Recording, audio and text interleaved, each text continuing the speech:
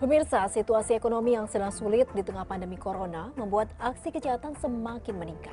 Imbauan tetap di rumah selama masa PSBB pun tidak dihiraukan pelaku kejahatan yang tetap berkeliaran mencari mangsa. Di Tambora, Jakarta Barat, seorang pengemudi sepeda motor tewas setelah menjadi korban begal di jalanan.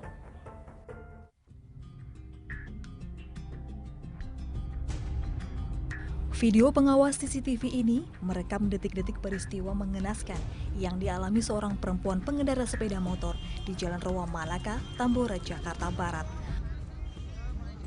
Perempuan tersebut menjadi korban begal pada 4 Mei 2020 lalu dan videonya sempat viral di media sosial. Saat itu, korban bernama Mutia sedang mengendarai sepeda motornya menuju ke tempat kerja. Korban tak sadar dibuntuti oleh dua pelaku begal yang berboncengan sepeda motor dengan menggunakan atribut ojek online. Saat korban lengah, pelaku langsung merampas telepon genggam milik korban.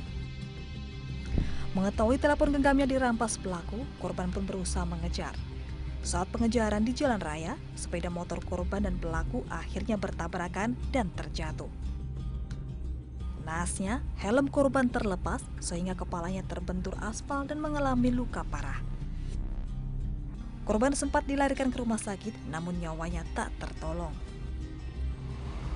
Mengetahui insiden tersebut, petugas kepolisian gabungan dari Unit Reskrim Sektor Tambora dan Satreskrim Polres Jakarta Barat bersama unit identifikasi langsung datang ke lokasi dan menggelar olah tempat kejadian perkara. Polisi juga mengecek rekaman kamera CCTV yang berada di sekitar lokasi kejadian.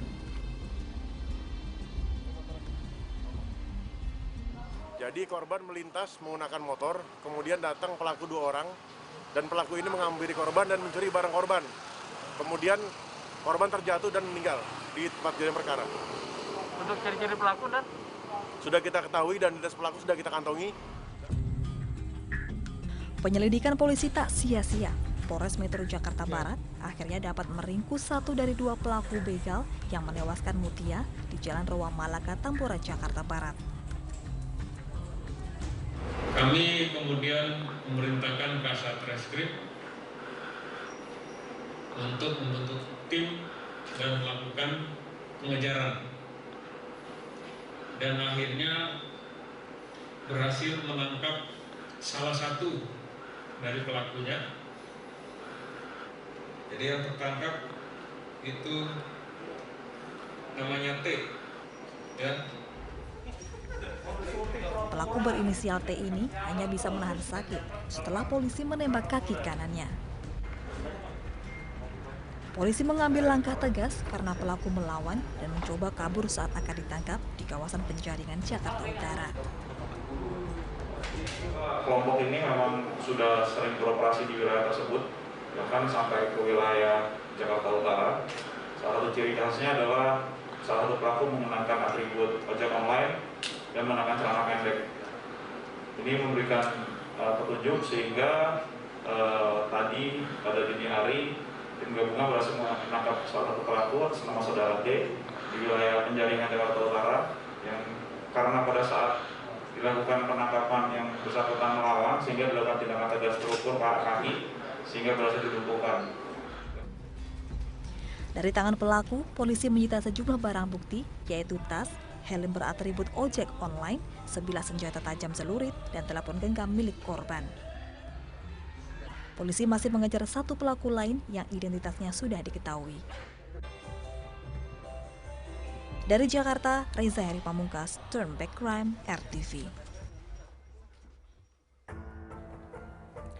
Seorang residivis yang baru 1 bulan bebas dari tahanan karena program asimilasi Kemenkumham kembali melakukan aksi pencurian sepeda motor di Medan, Sumatera Utara. Aksi pelaku mencuri sepeda motor sempat rekam kamera pengawas CCTV. Namun pelaku akhirnya ditembak mati polisi karena melawan saat akan ditangkap.